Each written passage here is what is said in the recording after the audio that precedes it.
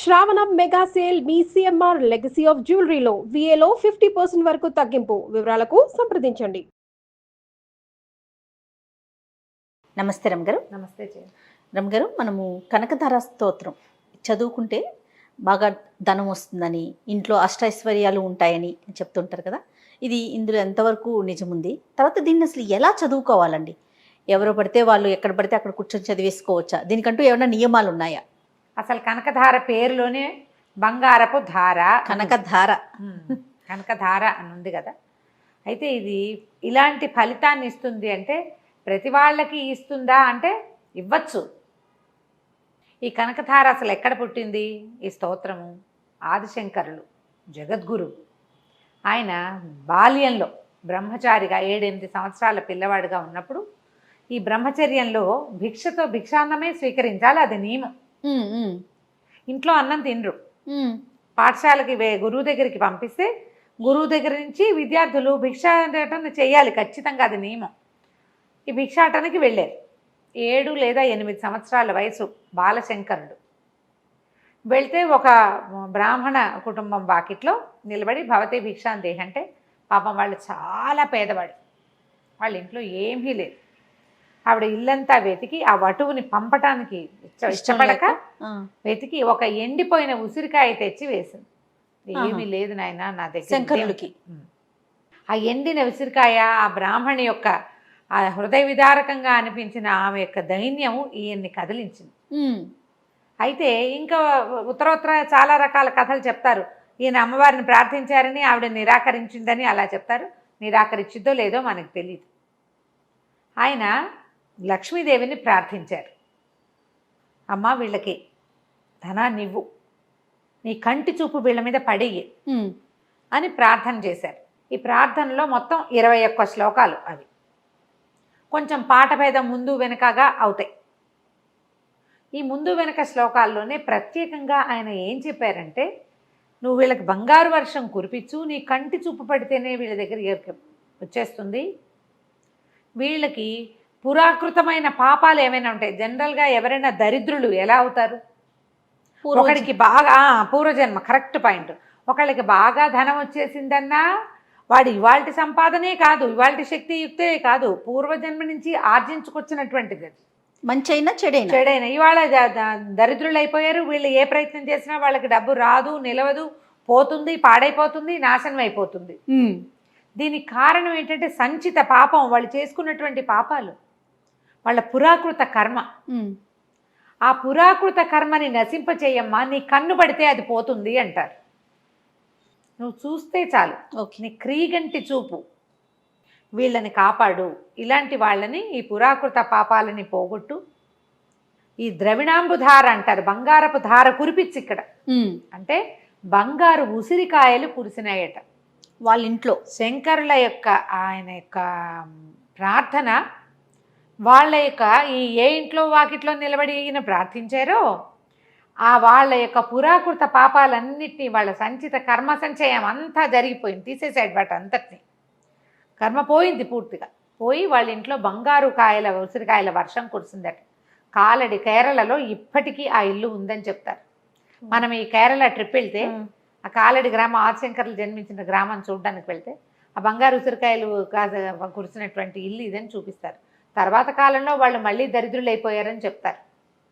తర్వాత కాలంలో వాళ్ళు ఇప్పుడు డబ్బు వచ్చిన తర్వాత వీళ్ళు చక్కగా ధర్మం ఉండాలి కదా, ఉందో లేదో, కాలంలో పోయిందేమో. ఇల్లు మాత్రం అదని చెప్తారు. మీరు వెళ్ళారా రమ్మగారు? నేను ఇంకా కేరళ ట్రిప్ వెళ్ళలేదమ్మా.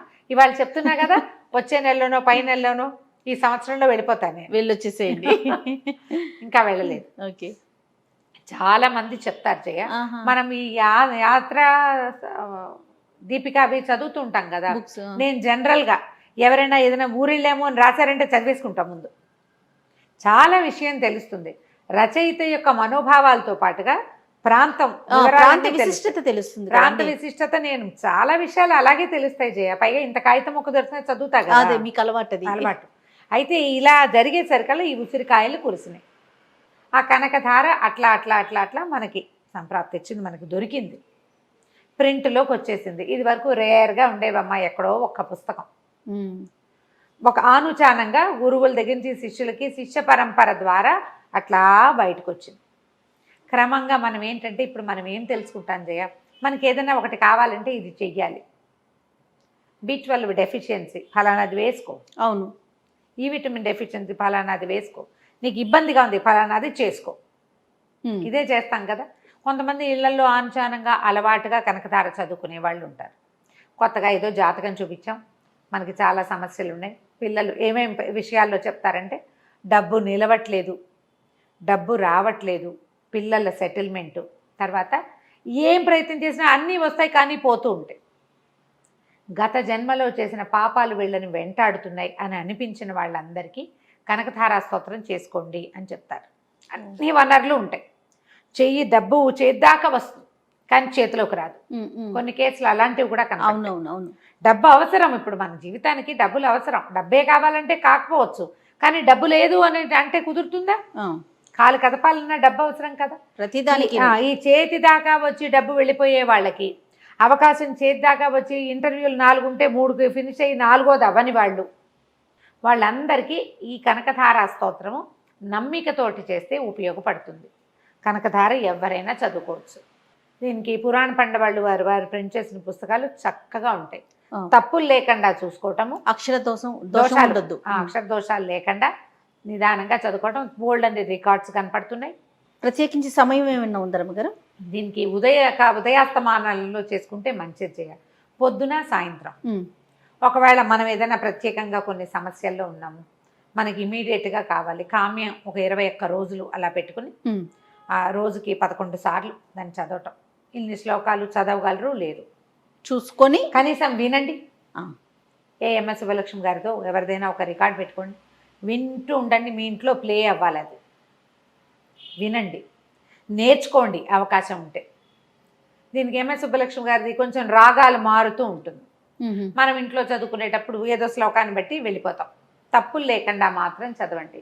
ఇది సామూహికంగా పారాయణ చేసే వాళ్ళు చాలామంది కనపడతారు, ఎక్కడైనా సామూహిక పారాయణలు ఉంటే కనకధార కూడా కొట్టేస్తారు.